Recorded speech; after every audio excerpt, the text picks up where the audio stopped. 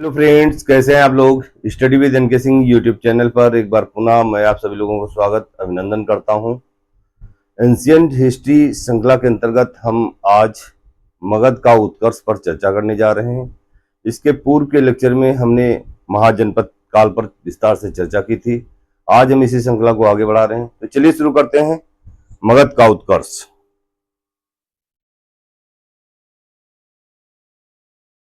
मगध का उत्कर्ष, rise of Magadh.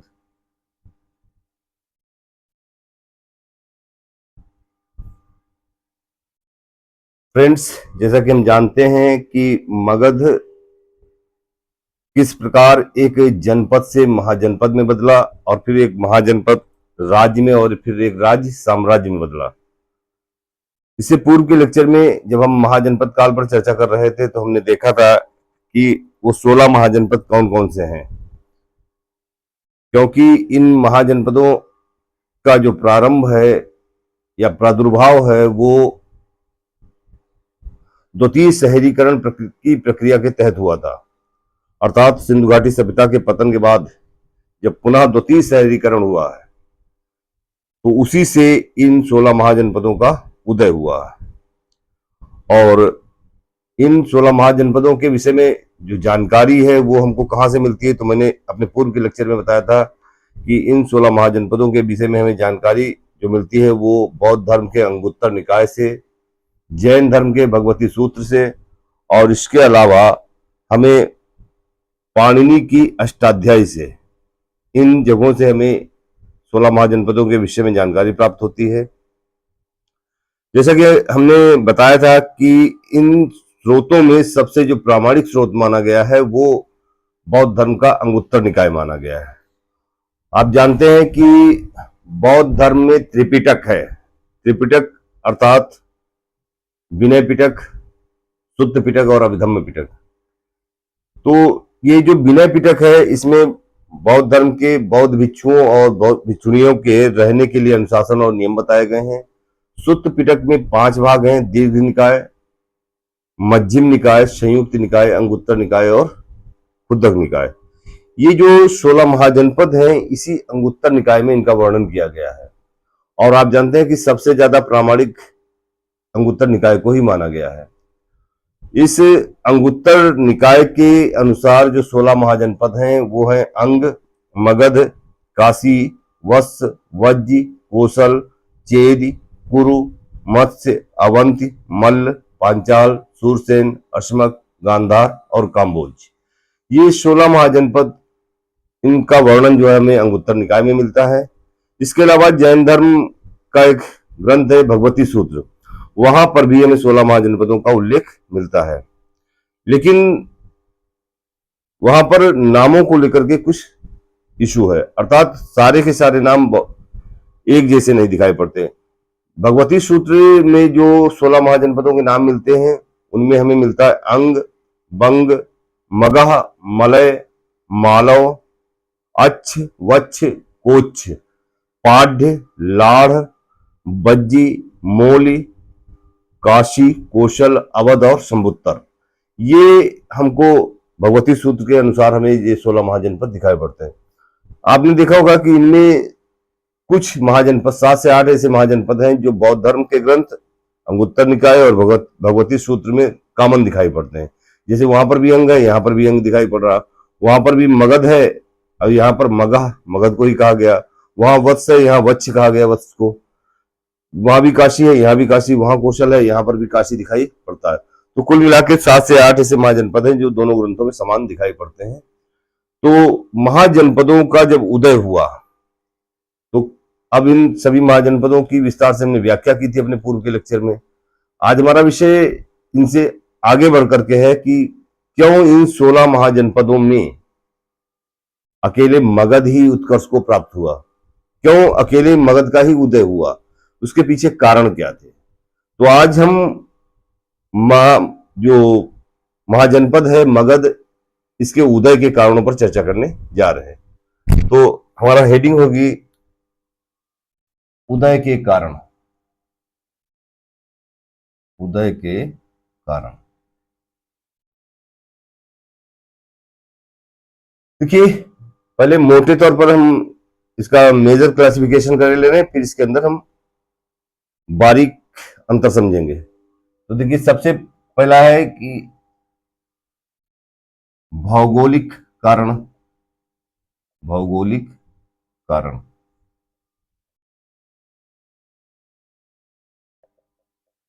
फिर है सामाजिक कारण।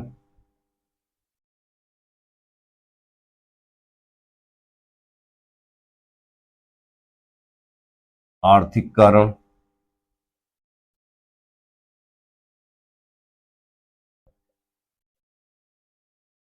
धार्मिक कारण।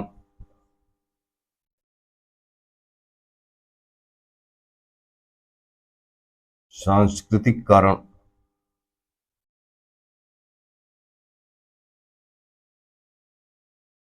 राजनीतिक कारण।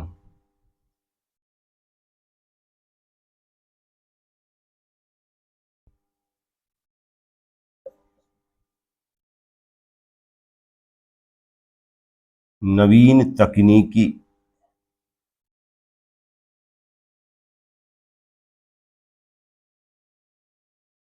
नवीन तकनीकी एवं विधि।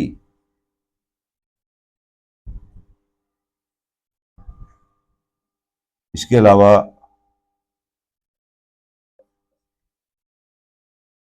वैदिक संस्कृति से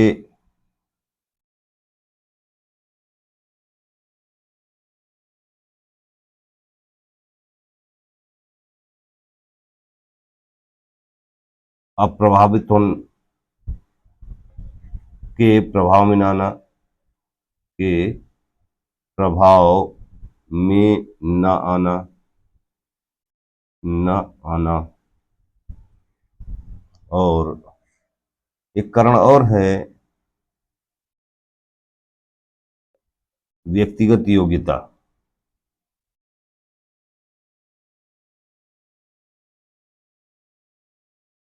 तो फ्रेंड्स, ये कुछ कारण हैं। अब इन कारणों पर हम विस्तार से चर्चा करेंगे कि वो क्या कारण हैं, कैसे हैं। तो स्क्रीनशॉट आप लेते रहिएगा। तो चलिए शुरू करते हैं। भौगोलिक कारण।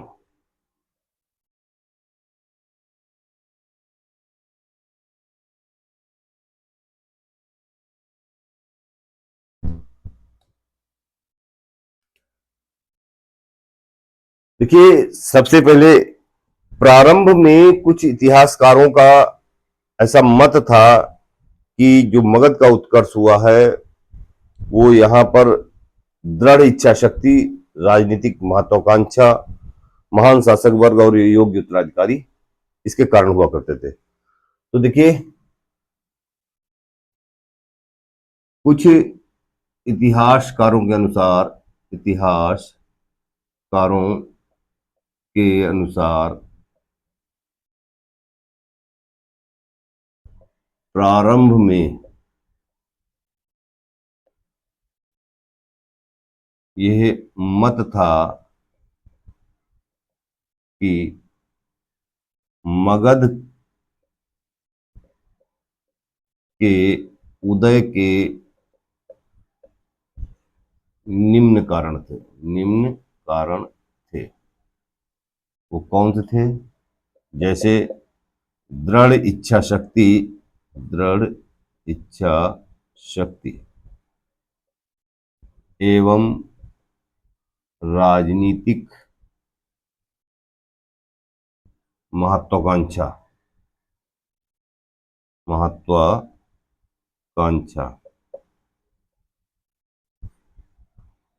इसके अलावा महान शासक वर्ग।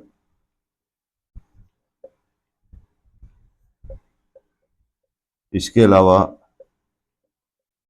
योग्य उत्तराधिकारी।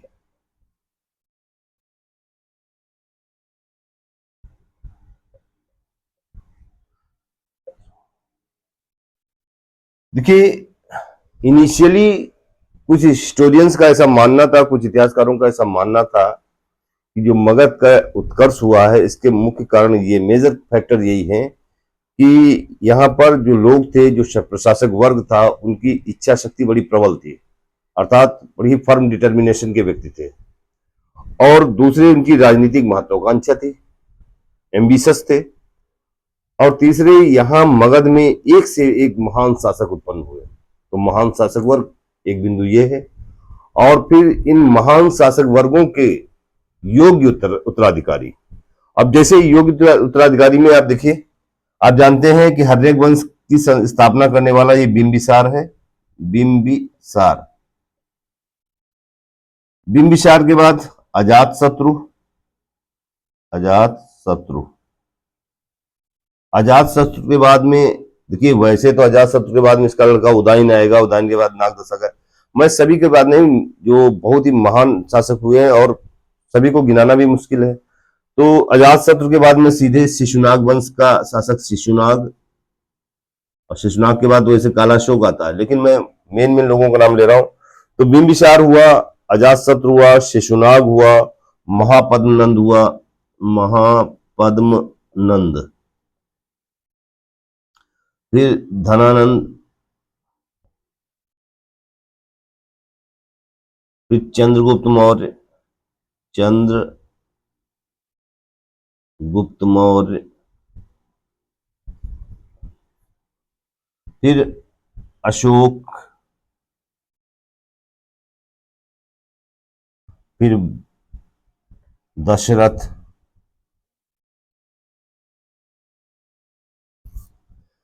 और भी बहुत से लोग हैं। तो ये मैं कह सकता हूं कि ये जो थे, ये योग्य उत्तराधिकारी साबित हुए। अर्थात आप जानते हैं, वैसे तो मगध को लेकर के एक पौराणिक लेख भी मिलता है कि मगध का जो राजा बृहद्रथ था, पहला राजा बृहद्रथ था, और उसी का पुत्र जो है वो जरासंध होगा।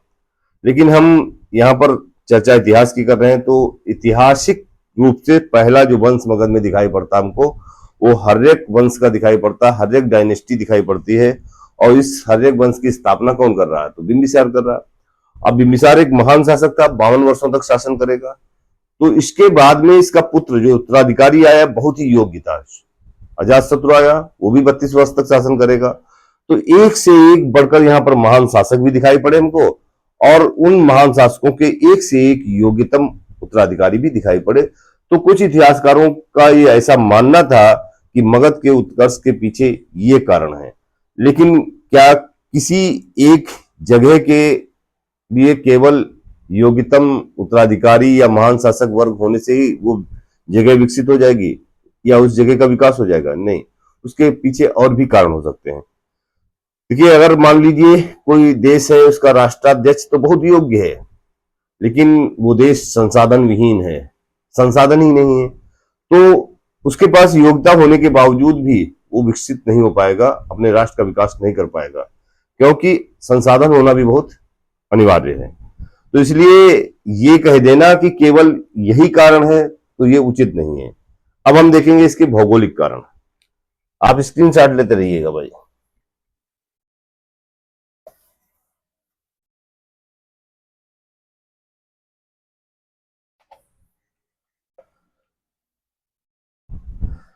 हमारा अगला पहला बिंदु है ये भौगोलिक कारण। क्या चीज?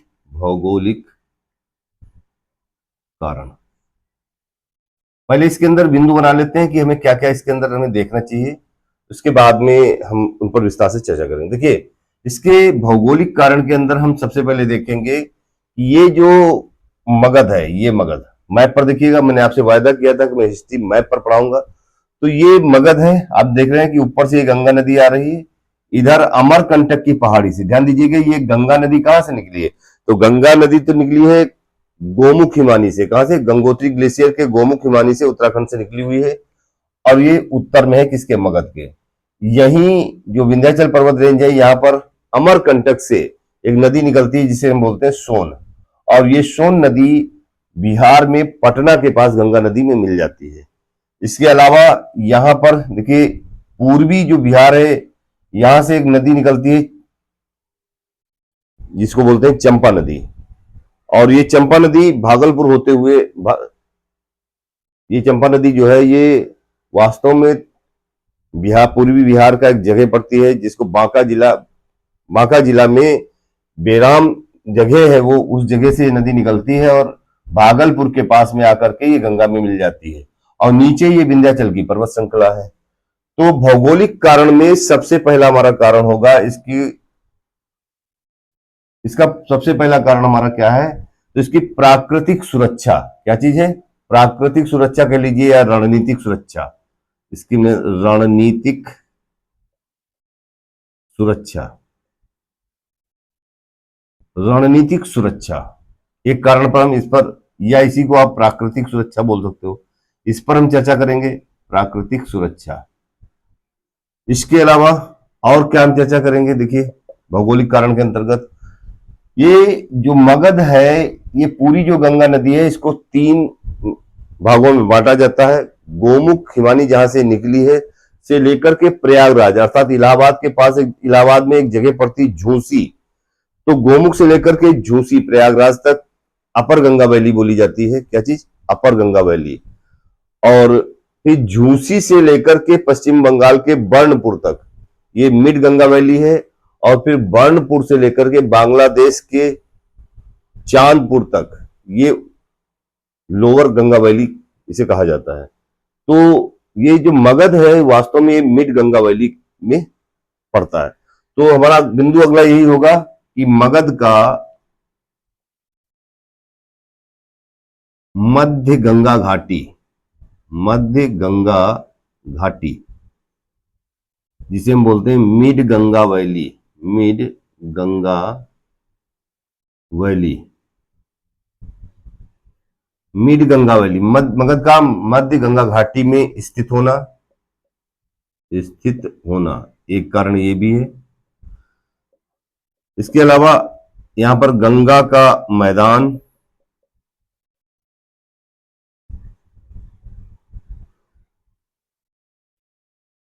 उपजाऊ जमीन,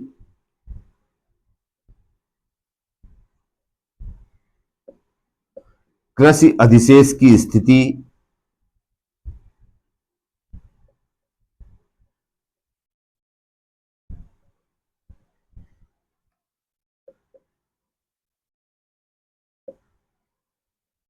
खनिज बाहुल्यता, जिसके अंदर हम देखेंगे लौह क्रांति, लौह क्रांति, लौह क्रांति अर्थात लोहे के समृद्ध भंडार, लोहे के समृद्ध भंडार और कोयला के भंडार, खनिज बाहुल्यता हो जाएगी। इसके अलावा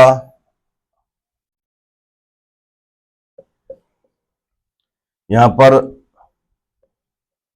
वन उत्पाद, वन उत्पाद के अंतर्गत हम देखेंगे भवन निर्माण, भवन निर्माण के लिए लकड़ी की उपलब्धता, उपलब्धता, और जलावन के लिए, जलावन के लिए लकड़ी, तथा अन्य,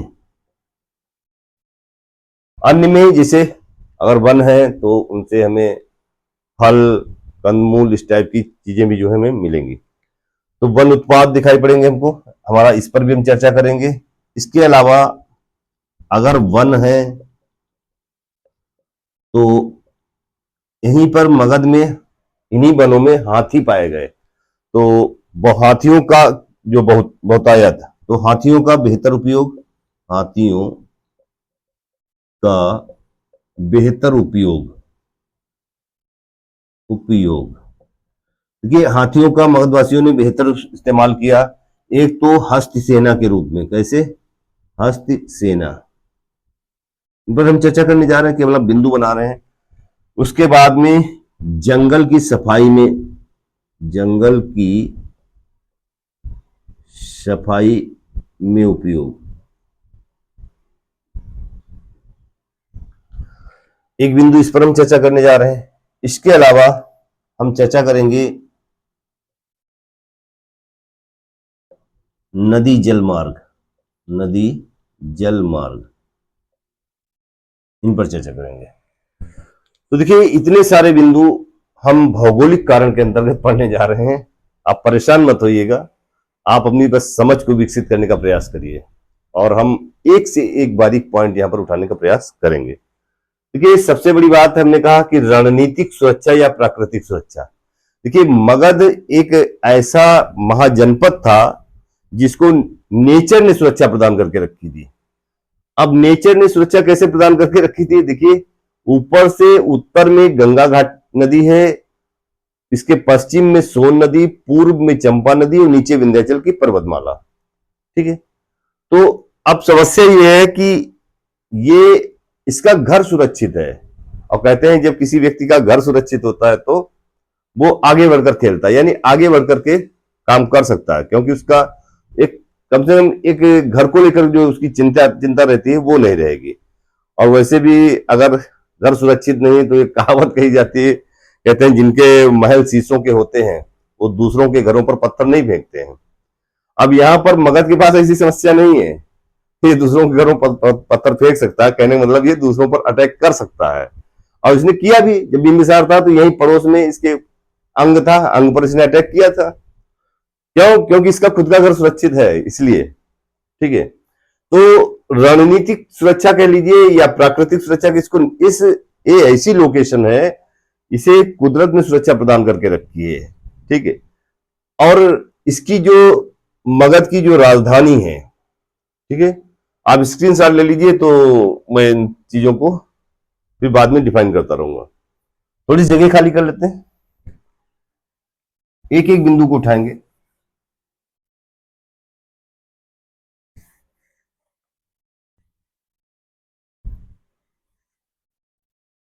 देखिए, रणनीतिक सुरक्षा को आप ऐसे भी, मैं इस फिगर में शो कर ही रहा हूं आपको, लेकिन अलग से भी दिखाई दे रहा हूं। मैंने कहा सपोज करिए ये मगध है, ठीक है, इसके ऊपर से ये जो नदी गुजर रही है गंगा नदी है, गंगा नदी।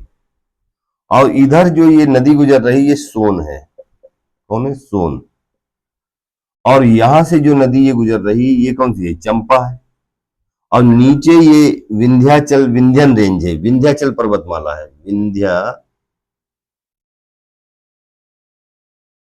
विंध्याचल पर्वतमाला। तो आप देखिए मगध कैसे नेचर के द्वारा इसको सुरक्षा प्रदान की गई है, कैसे इसको।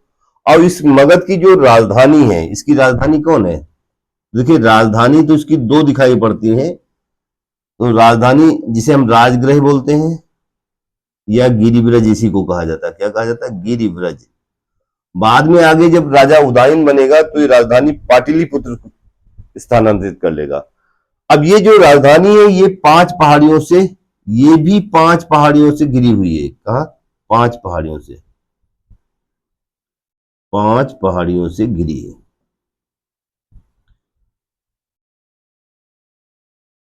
अब वो 5 पहाड़ियां कौन कौन सी हैं? देखिए यहां पर देखिए, एक है विपुलगिरी की पहाड़ी, विपुलगिरी की पहाड़ी।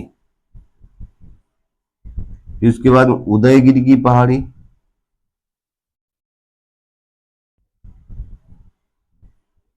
उसके बाद में सोनगिरी की पहाड़ी,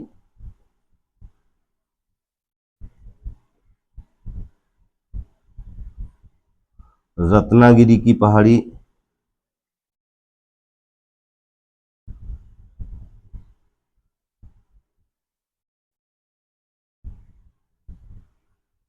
विपुलगिरी है, उदयगिरी है, सोनगिरी है, रत्नागिरी है, व्यवहार की पहाड़ी है, व्यवहार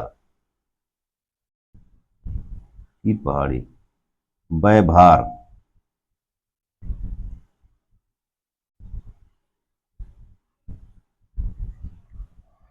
तो ये 5, देखिए एक ऐसी संरचना, एक ऐसा स्थान जो 5-5 पहाड़ियों से घिरा हुआ, 3-3 नदियों से घिरा हुआ। अगर कोई भी व्यक्ति, कोई भी दूसरा महाजनपद का राजा या कोई भी इस पर आक्रमण करने की कोशिश करेगा तो उसको 10 बार सोचना पड़ेगा कि यार 5-5 पहाड़ियों से घिरा क्षेत्र, 5-5 पहाड़ियों को कैसे सेना पार करेगी और 3-3 नदियों को कैसे सेना पार करेगी। यही कारण है कि इतिहास में आज तक आप पूरा एंशिएंट हिस्ट्री को उठाकर देख लीजिए, आपको कहीं पर भी ऐसा लेख नहीं मिलेगा कि किसी राजा ने मगध पर आक्रमण किया हो। क्यों? क्योंकि उसको कुदरत ने सुरक्षा प्रदान करके रखी है। तो ये यही चीज मैंने जो यहाँ पर आपको एक रफ फिगर के माध्यम से समझाया, ये यहाँ पर आप इस फिगर में देख सकते हो। मगध है, ऊपर से गंगा नदी उत्तर में, ये पश्चिम में सोन, ये सोन नदी याद रखिएगा अमरकंटक से निकल रही है, पटना के पास गंगा में मिल रही है। और ये जो चंपा नदी है पूर्वी बिहार के बांका जिला पड़ता है, बांका जिला में बैराम स्थल है, बैराम से ये नदी निकलती है और भागलपुर के पास में ये गंगा में मिलती है। और इन दोनों 3 नदियों के बीच का ये क्षेत्र जो है ये त्रियाब है। तो इसको यानी रणनीतिक सुरक्षा और प्राकृतिक सुरक्षा आप जो भी कहना चाहें, इसको जो है प्राप्त है।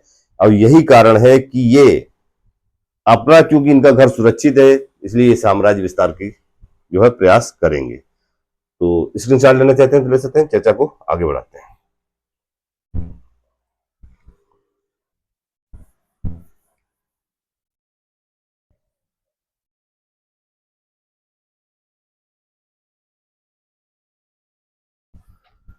देखिए हमारा अगला बिंदु था कि मगध का मिड गंगा वैली में स्थित होना। मगध का mid Ganga valley, Ganga valley अर्थात मध्य गंगा घाटी में, मध्य गंगा घाटी में स्थित होना। देखिए फिगर यहां पर जो मैंने एक बेहतरीन फिगर बना के आपके सामने रखा हुआ है, इस पर तुम समझाएंगे, साथ साथ में आपकी समझ को विकसित करने के लिए हम रफ डायग्राम भी बनाते चलेंगे।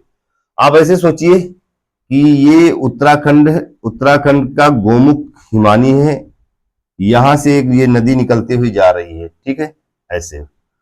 और यहीं पर एक दूसरा उत्तराखंड में ही जगह, ये कौन सा यमुनोत्री ग्लेशियर बोला जाता है, बंदरपूंछ, यानी ये गोमुख है, कौन सा है गोमुख, और ये बंदरपूंछ है, कौन सा है बंदरपूंछ।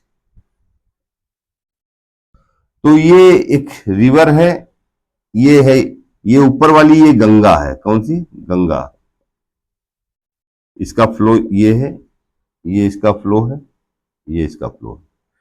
तो ये गोमुख, उत्तराखंड के गोमुख से एक नदी निकल रही है जिसे हम गंगा, वास्तव में तो ये गंगा बनती है देवप्रयाग से। जब भागीरथी और अलकनंदा देवप्रयाग में मिलती है तो तब वहां से इसका नाम पड़ता है गंगा। हम अभी ज्योग्राफी नहीं पढ़ रहे हैं, केवल हम आपकी समझ विकसित करने के लिए एक बात कह रहे हैं। ये गोमुख से जो गंगा निकली, और उधर ही उत्तराखंड के बंदरपुर से एक नदी निकली यमुना। क्या निकली? यमुना। आप जानते हैं ये वाली जगह क्या इलाहाबाद है, प्रयागराज बोलते हैं, प्रयागराज। तो इस गंगा नदी को 3 सेक्टर में बांट दिया गया है। क्या चीज? 3 सेक्टर में बांटा हुआ है। यहां तक, यानी ये जो है ये, और ये यहां से इतने पोर्शन को अपर गंगा वैली बोला जाता है। क्या बोला जाता है? अपर गंगा वैली, अपर गंगा वैली, यानी ऊपरी गंगा घाटी बोली जाती है।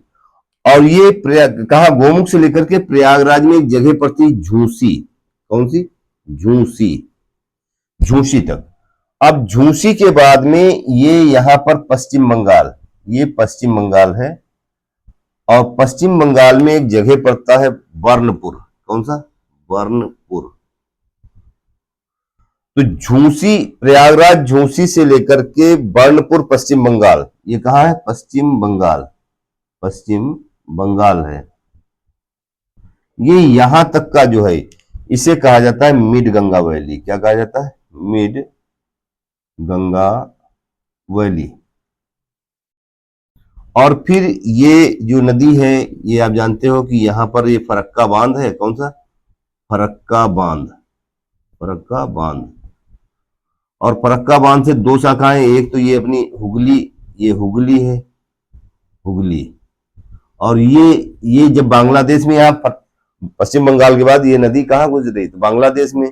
और ये बांग्लादेश में इसको पद्मा के नाम से जाना जाएगा। मेरा मुद्दा यहाँ पर वो नहीं है। ये यहाँ जल गिरा रही है, तो ये जो जल गिरा रही है, तो यहाँ पर बांग्लादेश में जगह पड़ती है चांदपुर। क्या पड़ती है? चांदपुर। तो मेरा मुद्दा ये है कि इस चांदपुर तक, यानी बर्नपुर से चांदपुर तक ये लोअर गंगा वैली है। क्या है ये? लोअर गंगा वैली है। अच्छा, मान लो है, तो इससे क्या फर्क पड़ेगा? देखिए, आप ये सेम चीज मैंने यहां दिखाया है। यहां पर मैंने शॉर्टकट में यूजीबी लिख दिया है, अपर गंगा वैली। यहाँ एमजीबी मैंने लिखा है, मिड गंगा वैली, और यहाँ एलजीबी मैंने लिखा है, लोअर गंगा वैली। तो देखिए हुआ क्या, आप जानते हैं कि यहाँ पर जो मगध है, यहाँ पर समृद्ध लोहे के भंडार पाए गए। क्या पाए गए? समृद्ध लोहे के जब भंडार पाए गए, तो उन लोहे के जो निकला वहां से, तो उस लोहे को पिघला करके बेहतरीन कृषि यंत्र, कृषि उपकरण बनाए गए। और न केवल कृषि उपकरण बनाए गए, बल्कि धारदार हथियार भी बनाए गए, जैसे कटार है, या युद्ध के लिए हथियारों का निर्माण भी किया गया। अब जब कृषि उपकरण बनाए गए, तो गहरी जुताई की गई। क्या चीज? गहरी जुताई।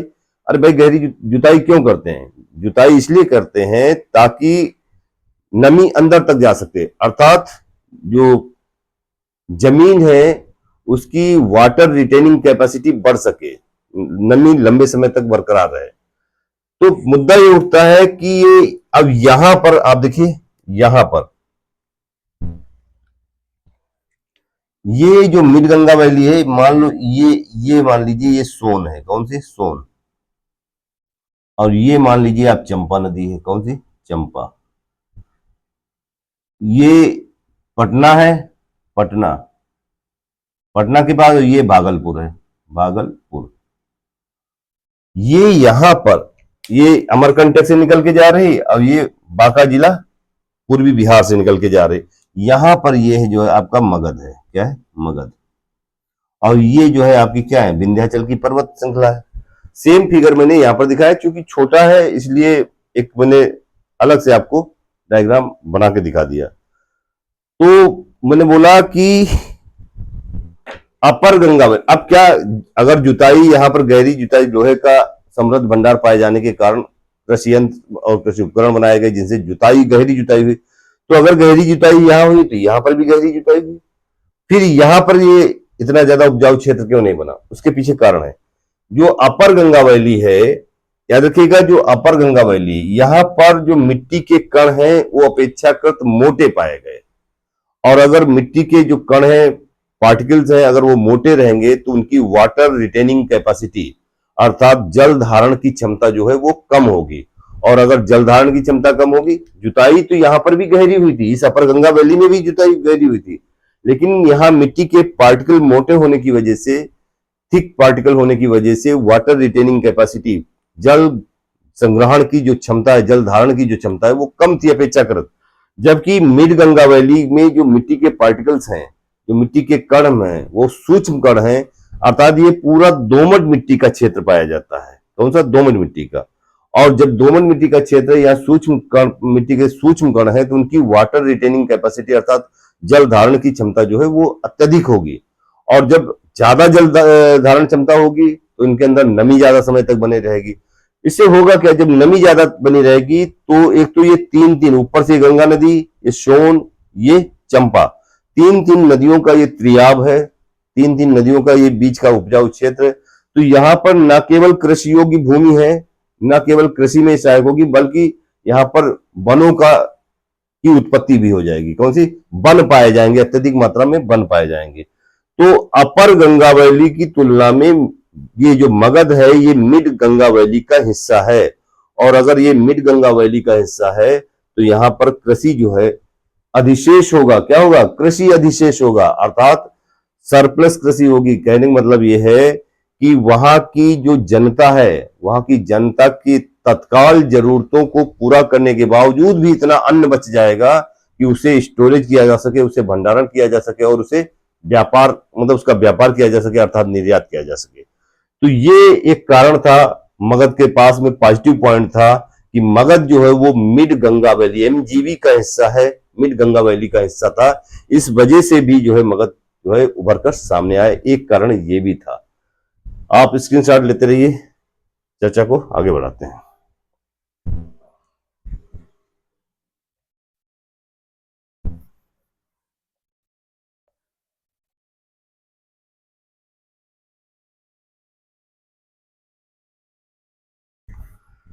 देखिए, मैंने बोला एक कारण मैंने बता दिया कि इसका मिड गंगा वैली में स्थित होना। दूसरा इसका मैंने बताया कि क्या है, ये गंगा का मैदान है, उपजाऊ क्षेत्र, उपजाऊ जमीन है। कैसी है जमीन? उपजाऊ जमीन है, फर्टाइल लैंड, उपजाऊ जमीन। तो देखिए, उपजाऊ जमीन इसलिए है कि ये तीन तीन नदियों के बीच का त्रियाब है। तो उपजाऊ जमीन तीन नदियों के बीच का क्षेत्र, बीच का क्षेत्र, जिसको आप त्रिआब बोलते हो। क्या बोलते हो? त्रिआब। तो तीन नदियों के बीच का क्षेत्र है। दूसरे यहां पर जो मृदा के कण हैं, मृदा के जो कण हैं, मृदा कण बारीक हैं। अब बारीक है अर्थात ये दोमट मिट्टी, दोमट मिट्टी, दोमट मिट्टी का ये मैदान है। और जब ये बारीक कण है तो इनका क्या होगा? इनकी water retaining capacity, water retaining capacity, retaining capacity अर्थात जल धारण क्षमता, जल धारण क्षमता, जल धारण क्षमता अधिक है, अधिक होगी। किससे? तो अपर गंगा वैली से। अपर गंगा वैली की तुलना में इनकी जल धारण क्षमता ज्यादा होगी, क्योंकि इनके मिट्टी के जो पार्टिकल्स हैं, मृदा कण जो है वो बारीक है, महीन है। और महीन कण मोटे कणों की तुलना में ज्यादा जो इनकी क्षमता होती है जल ग्रहण की। तो वाटर रिटेनिंग कैपेसिटी, इनकी जल धारण की क्षमता अधिक है। ठीक है। और अगर जल धारण की क्षमता अधिक है तो यहां पर क्या होगा? नमी, नमी लंबे समय तक रहेगी, लंबे समय तक। और इसी के साथ में नमी जो है वो लंबे समय तक बनी रहेगी।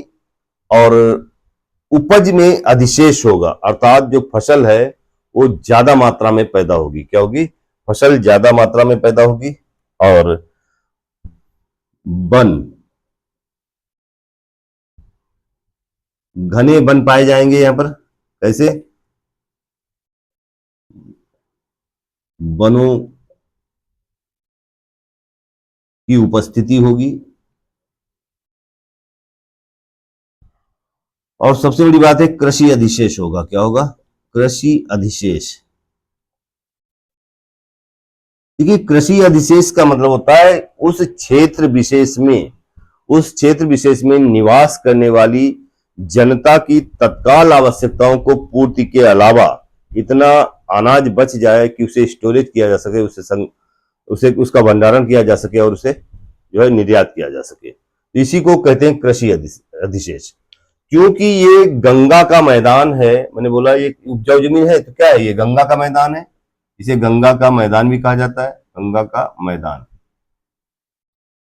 अब गंगा का मैदान है, आप जानिए तीन तीन नदियों के बीच का क्षेत्र, इसलिए इसको त्रिआब भी कहते हैं। मृदा के कण यहाँ पर, क्योंकि ये मिड गंगा वैली का हिस्सा है, तो मृदा के कण बारीक हैं।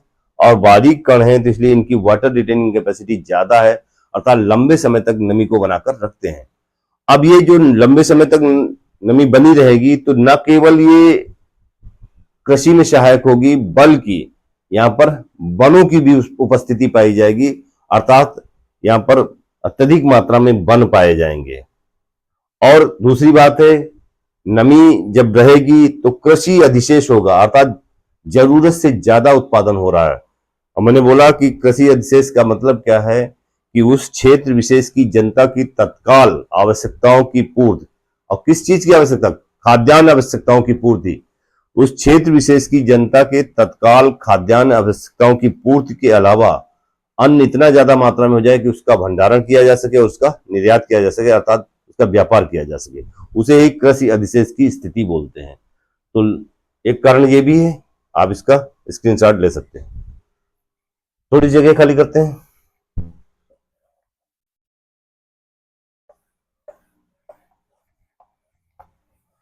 देखिए, मैंने चर्चा की कि ये मिड गंगा वैली का हिस्सा है, इस पर मैंने बात की। गंगा का ये मैदान है, उपजाऊ मिट्टी है, कृषि अधिशेष है। यहाँ पर क्या है, जरूरत से ज्यादा उत्पादन हो रहा है। और उस उत्पादन हो क्यों रहा है, तो मैंने बोला कि चूंकि लोहे का आविष्कार, या लोहे का आप ऐसे कह सकते हो कि बहुतायत में पाया जाना, और उससे जो है कृषि उपकरण बनाए गए। तो अब हमारा अगला बिंदु है इसमें, समृद्ध लोहे के भंडार। क्या चीज, समृद्ध लोहे के भंडार, लोहे के भंडार। देखिए, समृद्ध लोहे के भंडार, आप देखिए, आप ऐसे समझिए कि लोहे ने तो यहां पर क्रांति ही कर दी थी। क्यों, आर्कियोलॉजिकल सर्वे ऑफ इंडिया के द्वारा जब यहां पर उत्खनन किया गया तो बड़ी मात्रा में फावड़े और कटार के साक्ष्य मिले हैं। यहाँ पर किसके, कटार के। तो ऐसा अनुमान लगाया जाता है कि फावड़ा जो है वो कृषि में सहायक रहा होगा, और कटार, कटार से क्या होगा, इससे जंगलों को साफ करने में मदद मिली होगी। तो लोहे के समृद्ध भंडार पाए गए, अर्थात इसको हम लौह क्रांति कह सकते हैं। क्या कह सकते हैं, लोहे ने तो यहां क्रांति ही कर दी थी, इसका मतलब है लौह क्रांति हो गई। और लौह क्रांति से क्या हुआ, तो बड़े पैमाने पर, बड़े पैमाने पर लोहे को पिघलाकर, लोहे को पिघलाकर कृषि उपकरण, कृषि उपकरण या आप यंत्र जो भी बोलना चाहें, तथा युद्ध के लिए धारदार हथियार, धारदार हथियार का निर्माण किया गया, निर्माण किया गया। तो लोहे को पिघलाकर बड़े पैमाने पर कृषि उपकरण, कृषि यंत्र बनाए गए, धारदार हथियारों का उपयोग, निर्माण किया गया ताकि युद्ध में उनको प्रयोग किया जा सके। तो लोहे के समृद्ध भंडार पाए गए। हालांकि यहां पर देखिए, यहां पर कोयला, कोयला जो है, कोयला, कोयला के भंडार भी मिले हैं, भंडार भी मिले हैं, भी मिले। लेकिन ऐसा कहा जाता है कि महाजनपद काल में इन लोगों, ये लोग जो है कोयले से ज्यादा परिचित नहीं थे, अतः यूटिलाइजेशन ऑफ कोल ये नहीं जानते थे, ऐसा कुछ लोगों का मानना है। अब सत्य क्या है ये तो ईश्वर ही जाने। लेकिन यहाँ पर कोयले के भंडार भी पाए गए। और समस्या ये है कि जो अब मगध हम यहाँ पर जो देख रहे हैं, अगर इसका हम आज से देख, आज की डेट में इसका अगर इसका इसे चिन्हित करना चाहें, इसका स्थान अगर हम जानना चाहें, तो आज की डेट में ये पटना में माना जाता है। क्या माना जाता है, लेकिन जब ये महाजनपद काल में मगध था, तो महाजनपद काल में मगध के अंदर बिहार, झारखंड और छत्तीसगढ़ का भी कुछ हिस्सा आता था। ये आपको ध्यान रखना है। और आप जानते हैं कि झारखंड का झरिया इलाका है और छत्तीसगढ़, ये सब कोयले के समृद्ध भंडार यहाँ पर पाए जाते हैं। इसके अलावा लोहे, लोहे के भंडार, तो समृद्ध लोहे के भंडार का पाया जाना, ये यहाँ पर उत्पत्ति, मतलब भौगोलिक कारण एक बन रहा है कि जिससे जो है मगध को अपने आप को उभार कर सामने लाने में बहुत बड़ी मदद मिली। स्क्रीनशॉट ले लीजिए, चर्चा को आगे बढ़ाते हैं।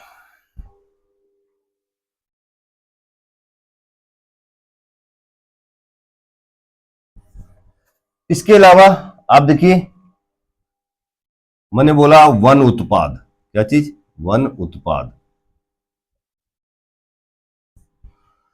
देखिए, हमारा एक बिंदु था वन उत्पाद। आप जानते हैं कि ये एक ऐसा क्षेत्र रहा है जहां पर मृदा जो है में नमी ज्यादा थी, और ये न केवल कृषि अधिशेष प्राप्त की स्थिति हुई, क्या, कौन सी स्थिति, कृषि अधिशेष, अर्थात जरूरत से ज्यादा उत्पादन हुआ, बल्कि यहाँ पर बहुत सारे जंगल भी पाए गए। जंगल इसलिए पाए गए क्योंकि नमी मिल रही बच्चों को पनपने के लिए। तो वन उत्पाद, अब वन उत्पाद से क्या क्या मिल रहा है, देखिए, एक तो यहाँ पर भवन निर्माण के लिए, भवन निर्माण के लिए लकड़ी मिल रही है,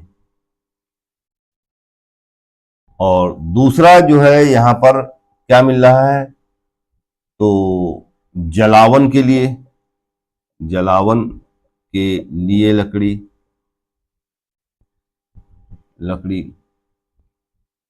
और यहां पर क्या मिल सकता है? तो देखिए वनों से हमें क्या मिलेंगे? तो फल,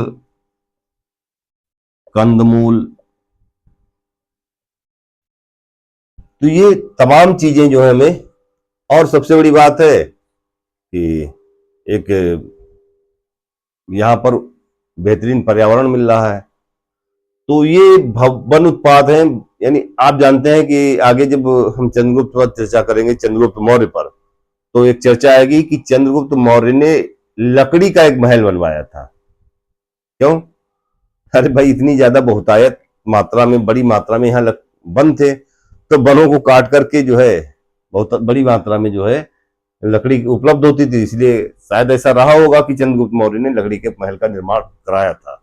ऐसा इतिहास में लेख मिलता है। ठीक है।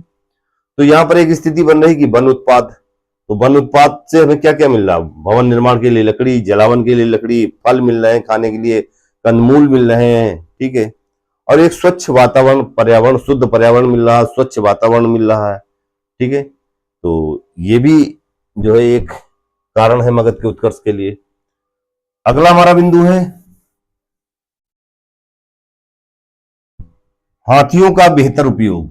क्या चीज? हाथियों का बेहतर उपयोग। देखिए, अब चूंकि इस क्षेत्र में जंगल पाए गए और जंगलों में बहुत बड़ी मात्रा में हाथी पाए गए, तो मगध वासियों ने क्या किया? इन हाथियों को पालतू बना लिया, उन्हें प्रशिक्षित किया, और प्रशिक्षित करके वो दोहरा काम करा रहे हैं। एक तो युद्ध के लिए प्रशिक्षित, युद्ध के लिए प्रशिक्षित कर, प्रशिक्षित कर हस्त सेना का निर्माण, हस्त सेना नहीं, हाथियों की सेना का, हस्त सेना का निर्माण किया गया, निर्माण किया गया। इससे पहले हाथियों की सेना दिखाई नहीं पड़ती है, तो हस्त सेना का निर्माण पहली बार यहां पर हमको दिखाई पड़ता है। और दूसरी बात है जंगलों की सफाई, जंगलों की सफाई में सहायक सिद्ध हुए, सहायक सिद्ध हुए। यही हाथी जंगलों की सफाई में सहायक सिद्ध हुए। और तीसरी बात यह है, आप जब मौर्य काल को हम पढ़ेंगे तो वहां पर एक महान शासक दिखाई पड़ेगा, अशोक। और आप जानते हैं अशोक को उसके शिलालेखों के लिए जाना जाता है।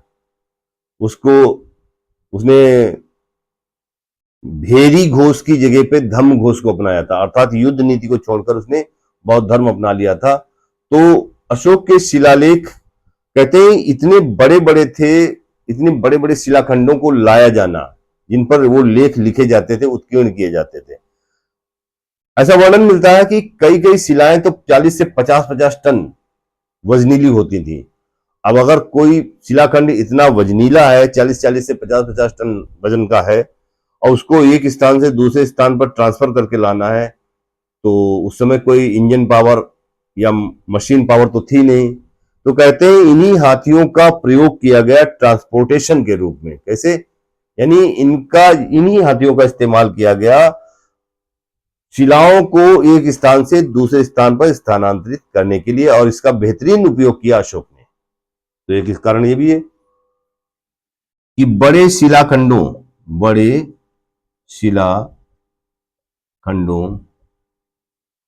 को एक स्थान से दूसरे स्थान पर, बड़े शिलाखंडों को एक स्थान से दूसरे स्थान पर ले जाने में ये हाथी सहायक हुए, हाथी सहायक सिद्ध हुए, सहायक सिद्ध हुए।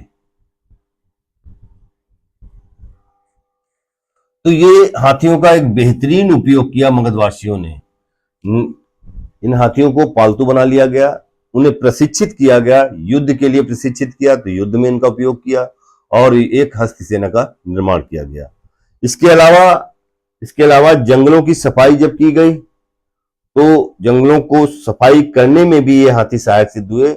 और सबसे बड़ी बात है, बड़े बड़े शिलाखंडों को एक स्थान से दूसरे स्थान पर ट्रांसफर करने के लिए, स्थानांतरित करने में ये हाथी ये बहुत ही सहायक सिद्ध हुए, क्योंकि किसी मनुष्य के बस की बात तो थी नहीं कि 50-50 टन वजनीली शिला को एक स्थान से दूसरे स्थान पर ट्रांसफर कर सके, क्योंकि उस समय ना तो इंजन ड्रिवन पावर थी और ना ही कोई मशीन पावर थी जिससे किसी इतने वजनदार चीजों को एक स्थान से दूसरे स्थान पर लाया जा सके। क्योंकि अशोक के जो स्तंभ मिलते हैं वो भी बहुत लंबे लंबे स्तंभ दिखाई पड़ते हैं, बड़ी वजनीली शिलाएं दिखाई पड़ती हैं, तो उनको एक स्थान से दूसरे स्थान पर कौन लाएगा? तो ये हाथी ही लाएंगे। ठीक है, स्क्रीनशॉट ले सकते हैं, ले लीजिए। चर्चा को आगे बढ़ाते हैं।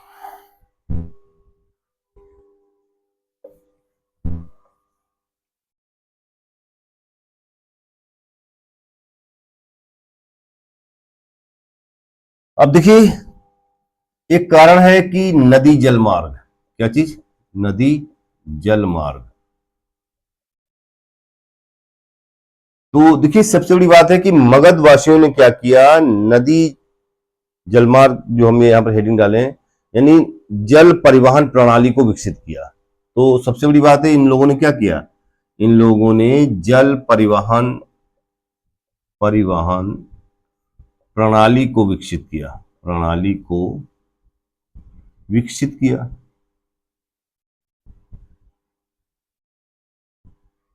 और आप देखिए जरा फिगर में यहां नजर डालिए कि ये नदियां जब जल परिवहन के रूप में काम करेंगी तो कनेक्टिविटी कितनी इजी हो जाएगी, यानी एक स्थान से दूसरे स्थान पे जाना कितना सुगम हो जाएगा इन नदी मार्गों, जल मार्गों के द्वारा। अरे भाई देखिए, ये मगध से अगर किसी को काशी जाना है तो ये नदी के सहारे काशी पहुंच सकता है। किसी को यहां पर अगर आपको अंग जाना है, आपको चंपा जाना है, तो इन नदियों का जो है बहुत ही बेहतरीन उपयोग किया गया। तो जल परिवहन प्रणाली को विकसित किया गया ताकि ये जो महाजनपद हैं एक दूसरे के जो है संपर्क में रह सकें, एक दूसरे से इनकी कनेक्टिविटी बनी रहे। ठीक है, तो जल परिवहन प्रणाली को विकसित करके इन मतलब दूसरे महाजनपदों तक पहुंच जो है वो सुलभ की गई। ठीक है, तो जल परिवहन प्रणाली को विकसित किया जिससे एक स्थान से दूसरे स्थान, यहां स्थान का मतलब महाजनपद, एक स्थान अर्थात एक महाजनपद से दूसरे महाजनपद, दूसरे स्थान यानी महाजनपद तक न केवल जाना सुगम हुआ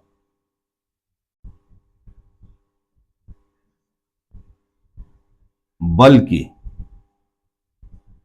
व्यापारिक दृष्टिकोण से भी, यानी इनसे व्यापार भी जो है बहुत ही सुगम हो गया। यानी इन नदी जलमार्गों के द्वारा बल्कि व्यापार में भी सहायक सिद्ध हुई। कौन? ये नदियां।